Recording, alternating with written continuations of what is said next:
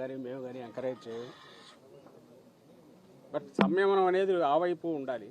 ఉంటేనే రెండో ఇప్పుడు రియాక్షన్ ఎవరన్నా, అందులో జగన్మోహన్ రెడ్డి గారు లాంటి ప్రజానాయకులు, ప్రజల్లో బలమైన పట్టు అభిమానం ఉన్న నాయకులు, అభిమానులు చాలామంది ఉంటారు. వాళ్ళు పార్టీ కార్యకర్తలే కాదు, అన్ని రకాలుగా ఉంటారు. అలాంటి పరిణామాలు ఏం జరగకూడదు అనుకుంటే మాట్లాడేటప్పుడు సంయమనం ఉండాలి. అది ఇటువైనా అటైనా ఎవరికైనా సరే పబ్లిక్ లైఫ్లో ఉండదు. అటు రెండు కరెక్ట్ కాదని చెప్తాం. ఇప్పుడు కూడా అదే చెప్పాను. కానీ దీనికి సంబంధించినంతవరకు నేను లేని ఆ రోజు అని చెప్పినా కూడా ఈరోజు మళ్ళీ అడిగారు. తెలిసిన విషయాలు ఏమన్నా చెప్పమన్నారు. తెలియనివే మొత్తం మీరు అడుగుతున్నవేవి నాకు తెలియదని చెప్పాను. మళ్ళీ పిలిస్తే మళ్ళీ వస్తామని చెప్పాను. ఇది కేసుకు సంబంధించి ఈరోజు జరిగింది. ఇది కాక ఎలాగో సందర్భం వచ్చింది కాబట్టి ఇక్కడికి వచ్చాం. మీరంతా మీడియా మిత్రులు ఉన్నారు కాబట్టి ఈ సంవత్సరంగా మీరు చూస్తుంటే అది రోజు రోజుకు పెరిగిపోతుంది.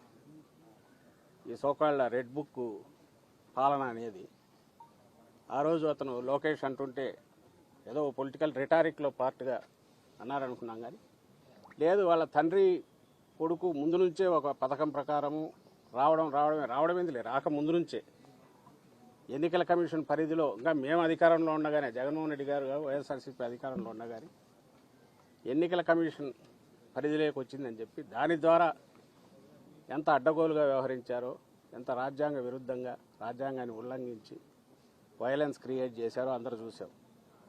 ఇంకా ఆ తర్వాత ఏకంగా పరిపాలనలోకి వచ్చినాక ఇంకో ఒక పథకం ప్రకారం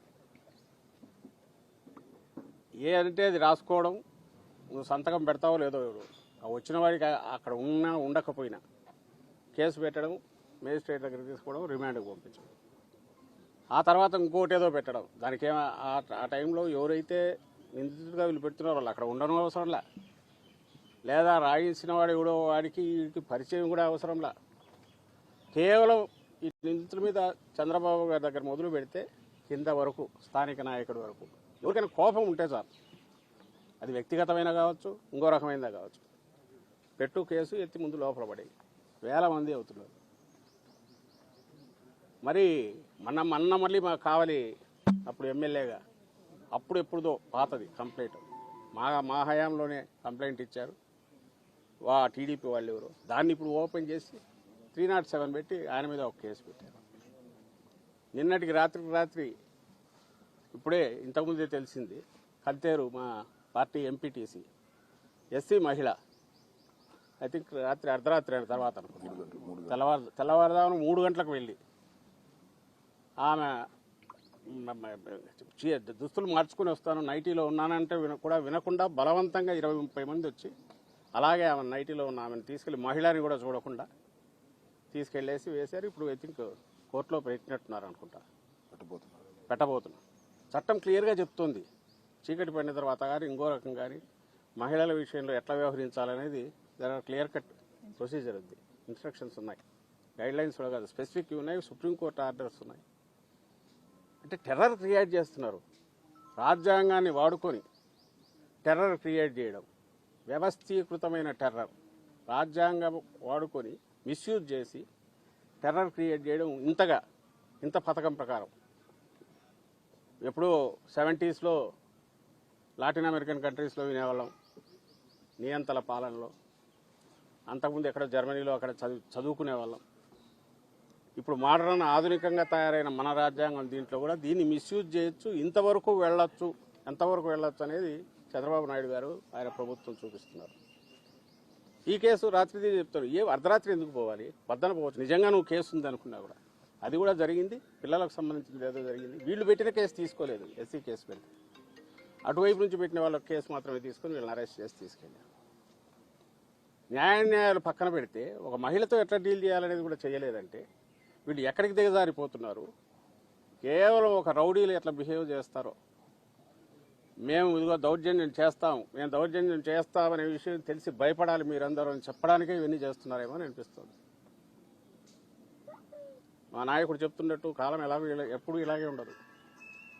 ఈ పద్ధతిలో జగన్మోహన్ రెడ్డి గారు పోయింటే అసలు ఐ డోంట్ థింక్ ఇప్పుడు తెలుగుదేశం పార్టీ అనేది ఇలా ఉండేదని కూడా అనుకోవట్లేదు. కానీ అట్లా అనుకోలే ఆయన, కానీ ఇప్పుడు వీళ్ళు చూపిస్తున్నారు ఎట్లా చేయొచ్చు అనేది. ఇది ఒక్కసారి ఇది మొదలు పెడితే ఎక్కడికి దారిపోదు తీస్తుంది అనే విషయం ఎందుకు ఆలోచించట్లేదో నాకు అర్థం కావట్లేదు. రేపు మళ్ళీ అధికారం మారి మేము వచ్చిన తర్వాత ఇదే పని మొదలు పెడితే ఎట్లా ఉంటుంది? మీరు ఏ రిమాండ్ రిపోర్ట్ దీన్నన్నా చూడండి, రిమాండ్ రిపోర్ట్ ఏ కన్ఫెషన్ అన్నా చూడండి. మీడియా వాళ్ళని రిక్వెస్ట్ చేస్తున్నా, తెప్పించుకొని చూడండి. దాంట్లో ఏమీ అసలు సంబంధం ఉండదు. మీరు నిందితుడిగా చేర్చిన వాడికి కానీ కన్ఫెషన్ తీసుకున్నవాడు కానీ ముఖ పరిచయం కూడా ఉండదు, అయినా సరే తీసుకుంటున్నారు. రాసేయడం 11 ఏళ్ల క్రితం పోసాని కృష్ణమూర్తి అయితే 10 ఏళ్ల క్రితం ఉంటాయి, 9 ఏళ్ల క్రితంలో ఆ కామెంట్ తీసి ఇప్పుడు ఎవరికో బాధ కలిగిందంటే ఎత్తి లోపల పడేశారు, రాత్రిపూట వెళ్ళి తీసుకొని వచ్చి. ఇలాంటి వరుస పెడితే అన్నీ అలాంటివే. మరి ఎక్కడికి దారి తీయాలనుకుంటున్నారో, ఎక్కడికి దారి తీయించదలుచుకున్నారో అర్థం కావట్లేదు. దయచేసి ఇప్పటికైనా వాళ్ళు మానుకోగలిగితే. నువ్వు వేస్తున్న విత్తనం మామూలు చాలా ప్రమాదకరమైనది. దీని నుంచి వచ్చే చెట్టు భయంకరంగా ఉంటుంది. అది అంటే వ్యవస్థలను ఇంతగా దుర్వినియోగం చేసి చేయడం మొదలు పెట్టాక ఇది ఇక్కడతో ముందుకు పోయి దానివల్ల కలిగే దుష్పరిణామాలు ఎవరుంటాయి దానికి పూర్తిగా చంద్రబాబు నాయుడు గారు బాధ్యత వహించాల్సి వస్తుంది. రెండవది, నిన్న ఏదో లిక్కర్ స్కామ్ అదొక తప్పుడు కేసు. ఆ విషయంలో మన సాక్షి పత్రిక సంపాదకుడు ఎడిటర్ ధనంజయ రెడ్డి ఇంటికి వెళ్ళారు. అంటే ఇంకా దానికి లిమిట్స్ కూడా లేవు. ఎక్కడికి వెళ్తున్నాము, మీడియా అనే దానికి ఉన్న మనం ఇస్తున్న ఒక మంచి ఒక పొజిషన్ కానీ పవిత్రమైన దీన్ని కానీ దాన్ని కూడా దృష్టిలో పెట్టుకోవటం. పోయింది కూడా దేనికి? ఇంకొక ధనంజయ రెడ్డి ఆయన కృష్ణమోహన్ రెడ్డి అక్కడ ఉంటారని ఎందుకుంటారు? అసలు పోయి ఉన్నారని అనుకోవడానికి నీకు ఆధారం లేదు. నేరుగా పోవడం, తలుపు కొట్టేయడం, లోపలికి వెళ్ళడం, ఉన్నాడా అని వెతకడం. ఏమంటే మా ఇన్వెస్టిగేషన్లో part we have that right. ఇది హెరాస్మెంట్గా ఏమవుతుంది? అందులో ఒక మీడియా ఎడిటర్ను, ఓ పెద్ద మీడియా సంస్థ ఎడిటర్ను, ఏమి ఎలాంటి ఇది లేదు, జంకు గొంకు లేదు, ఎవరేమనుకుంటారో లేదు. ఇది కరడుగట్టిన రౌడీలు మాత్రమే చేసే పని. వాళ్ళు ఇలాంటివే చేస్తుంటారు, టెర్రరైజ్ చేయడానికి. ఉన్మాదం, క్యాల్కులేటెడ్ ఉన్మాదంతో వీళ్ళు చేస్తున్నవి చాలా డేంజరస్ పరిణామాలకు దారితీస్తాయి. అది ఎందుకు గుర్తించట్లేదో చంద్రబాబు నాయుడు గారు నాకు అర్థం కావట్లేదు, లేదా ఆయన కొడుకు ఎందుకు గుర్తించట్లేదో అర్థం కావట్లేదు. ఇది ఇలాగే దారి తీస్తే ఇలాగే పోతూ మహా అంటే ఏం చేస్తారు, జైల్లో పెడతారు. ఓకే, పెట్టుకొని కన్నా మొదలు పెడితే అందులో వైఎస్ఆర్సీపీకి ఉన్న బలం దీన్ని దృష్టిలో పెట్టుకుంటే మీ జైళ్ళు ఏవి సరిపోవు. దీనివల్ల ఎవరు భయపెట్టలేరు. ప్రజలకు ఏదైనా సేవ చేసి ప్రజలకు చేస్తామని చెప్పినవి చేసి తద్వారా వాళ్ళ బ్లెస్సింగ్స్ ఏమైనా తీసుకోవడానికి ప్రయత్నం చేయాలి. కానీ దాని నుంచి దృష్టి మళ్లించడానికి, లేదా దాన్ని ప్రశ్నిస్తారని చెప్పి ఆ గొంతు నొక్కడం ద్వారా, లేదా దృష్టి మళ్లించడానికి కృత్రిమ కుంభకోణాలు మీ అంతటా మీరు క్రియేట్ చేయడం ద్వారా, లేని స్కాములు అంటూ ఒక కథ అల్లి ఒక స్క్రీన్ ప్లే తయారు చేసి పాత్రలను క్రియేట్ చేసి చేయడం ద్వారా ప్రజల దృష్టి మళ్లించవచ్చు ఎల్లకాలం అనుకుంటే అది ప్రాక్టికల్ కుదరదు. ఈ సంవత్సరం అయితే అట్లే గడుపుతూ వచ్చారు, కానీ జనం అప్పటికే విసిగిపోయినారు. ఎల్లకాలం అయితే అదే కుదరదు. అయిపోయింది, సంవత్సరం అయిపోవచ్చింది. ఇంకా వాస్తవ ప్రపంచంలోకి రావాలి. రాకపోతే అసలు 5 ఏళ్ళు కూడా జనం వెయిట్ చేయకుండానే తరిమి కొట్టే రోజులు త్వరలోనే ఉంటాయనేది స్పష్టంగా కనిపిస్తోంది.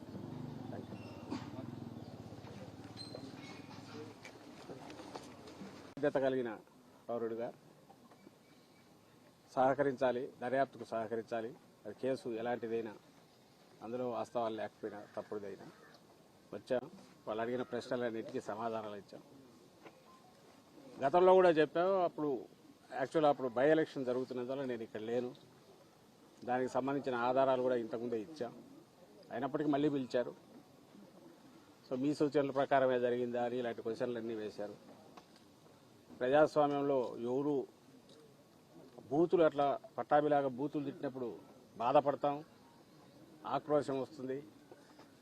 ఇందుకోసం ఆ రాజకీయాల్లో ప్రజా జీవితంలో ఉండే బాధ కలుగుతుంది. కానీ అంత అసభ్యకరంగా ఘోరంగా ఎవరు వినలేనంతగా మాట్లాడారు. కానీ దాడులు పరిష్కారం అని అయితే మేము అనుకోము. అలాంటి వాటిని మా నాయకుడు కానీ మేము కానీ ఎంకరేజ్ చేయము. బట్ సంయమనం అనేది ఆ వైపు ఉండాలి. ఉంటేనే ఇప్పుడు రియాక్షన్ ఎవరన్నా, అందులో జగన్మోహన్ రెడ్డి గారు లాంటి ప్రజానాయకులు, ప్రజల్లో బలమైన పట్టు అభిమానం ఉన్న నాయకులు, అభిమానులు చాలామంది ఉంటారు. వాళ్ళు పార్టీ కార్యకర్తలే కాదు, అన్ని రకాలుగా ఉంటారు. అలాంటి పరిణామాలు ఏం జరగకూడదు అనుకుంటే మాట్లాడేటప్పుడు సంయమనం ఉండాలి. అది ఇటువైనా అటైనా ఎవరికైనా సరే పబ్లిక్ లైఫ్లో ఉండదు. అటు రెండు కరెక్ట్ కాదని చెప్పాను, ఇప్పుడు కూడా అదే చెప్పాను. కానీ దీనికి సంబంధించినంతవరకు నేను లేని ఆ రోజు అని చెప్పినా కూడా ఈరోజు మళ్ళీ అడిగారు. తెలిసిన విషయాలు ఏమన్నా చెప్పమన్నారు. తెలియనివే మొత్తం మీరు అడుగుతున్నవేవి నాకు తెలియదని చెప్పాను. మళ్ళీ పిలిస్తే మళ్ళీ వస్తామని చెప్పాను. ఇది కేసుకు సంబంధించి ఈరోజు జరిగింది. ఇది కాక ఎలాగో సందర్భం వచ్చింది కాబట్టి ఇక్కడికి వచ్చాం. మీరంతా మీడియా మిత్రులు ఉన్నారు కాబట్టి ఈ సంవత్సరంగా మీరు చూస్తుంటే అది రోజు రోజుకు పెరిగిపోతుంది.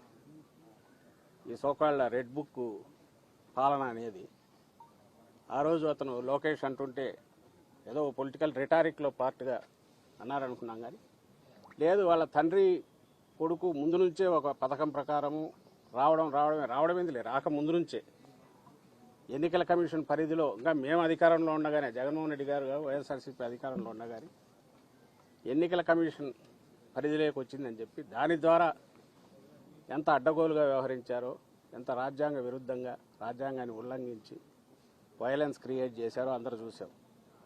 ఇంకా ఆ తర్వాత ఏకంగా పరిపాలనలోకి వచ్చినాక ఇంకో ఒక పథకం ప్రకారం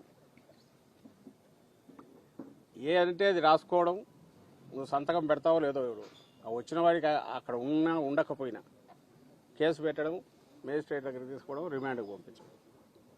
ఆ తర్వాత ఇంకోటి ఏదో పెట్టడం. దానికి ఆ టైంలో ఎవరైతే నిందితుడిగా వీళ్ళు పెడుతున్నారో వాళ్ళు అక్కడ ఉండడం అవసరంలా, లేదా రాయించిన వాడు ఎవడో వాడికి వీడికి పరిచయం కూడా అవసరంలా.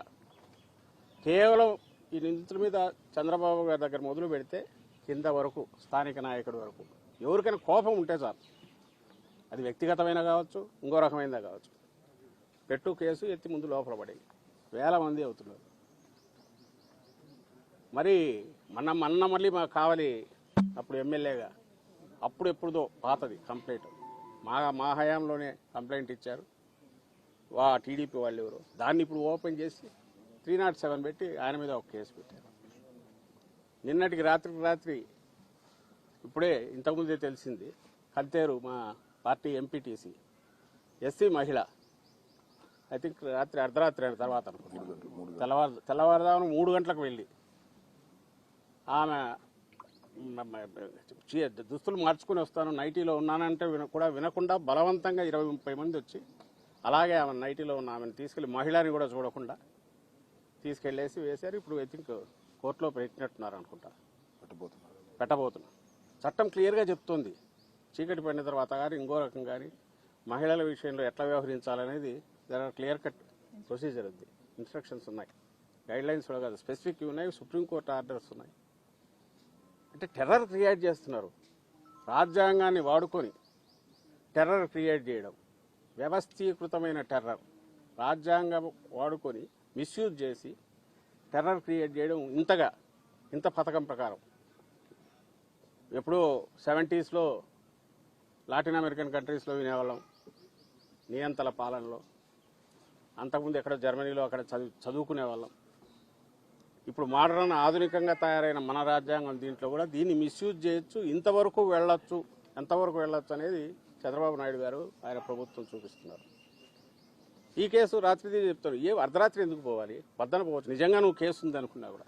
అది కూడా జరిగింది, పిల్లలకు సంబంధించింది ఏదో జరిగింది. వీళ్ళు పెట్టిన కేసు తీసుకోలేదు, ఎస్సీ కేసు పెట్టి అటువైపు నుంచి పెట్టిన వాళ్ళ కేసు మాత్రమే తీసుకొని వీళ్ళని అరెస్ట్ చేసి తీసుకెళ్ళారు.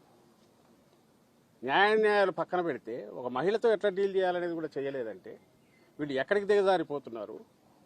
కేవలం ఒక రౌడీలు ఎట్లా బిహేవ్ చేస్తారో, మేము ఇదిగో దౌర్జన్యం చేస్తామనే విషయం తెలిసి భయపడాలి మీరందరూ అని చెప్పడానికే ఇవన్నీ చేస్తున్నారేమో అని అనిపిస్తుంది. మా నాయకుడు చెప్తున్నట్టు కాలం ఎప్పుడు ఇలాగే ఉండదు. ఈ పద్ధతిలో జగన్మోహన్ రెడ్డి గారు పోయింటే అసలు ఐ డోంట్ థింక్ ఇప్పుడు తెలుగుదేశం పార్టీ అనేది ఇలా ఉండేదని కూడా అనుకోవట్లేదు. కానీ అట్లా అనుకోలే ఆయన, కానీ ఇప్పుడు వీళ్ళు చూపిస్తున్నారు ఎట్లా చేయొచ్చు అనేది. ఇది ఒక్కసారి ఇది మొదలు పెడితే ఎక్కడికి దారిపోదు, ఎక్కడ తీస్తుంది అనే విషయం ఎందుకు ఆలోచించట్లేదో నాకు అర్థం కావట్లేదు. రేపు మళ్ళీ అధికారం మారి మేము వచ్చిన తర్వాత ఇదే పని మొదలు పెడితే ఎట్లా ఉంటుంది? మీరు ఏ రిమాండ్ రిపోర్ట్ దీన్నన్నా చూడండి, రిమాండ్ రిపోర్ట్ ఏ కన్ఫెషన్ అన్నా చూడండి. మీడియా వాళ్ళని రిక్వెస్ట్ చేస్తున్నా, తెప్పించుకొని చూడండి. దాంట్లో ఏమీ అసలు సంబంధం ఉండదు. మీరు నిందితుడిగా చేర్చిన వాడికి కానీ కన్ఫెషన్ తీసుకున్నవాడు కానీ ముఖ పరిచయం కూడా ఉండదు, అయినా సరే తీసుకుంటున్నారు. రాసేయడం 11 ఏళ్ల క్రితం పోసాని కృష్ణమూర్తి అయితే 10 ఏళ్ల క్రితం ఉంటాయి, 9 ఏళ్ల క్రితంలో ఆ కామెంట్ తీసి ఇప్పుడు ఊరుకో బాధ కలిగిందంటే ఎత్తి లోపల పడేసారు. రాత్రిపూట వెళ్ళి తీసుకొని వచ్చి ఇలాంటి వరుస పెడితే అన్నీ అలాంటివే. మరి ఎక్కడికి దారి తీయాలనుకుంటున్నారో, ఎక్కడికి దారి తీయించదలుచుకున్నారో అర్థం కావట్లేదు. దయచేసి ఇప్పటికైనా వాళ్ళు మానుకోగలిగితే. నువ్వు వేస్తున్న విత్తనం మామూలు చాలా ప్రమాదకరమైనది. దీని నుంచి వచ్చే చెట్టు భయంకరంగా ఉంటుంది. అది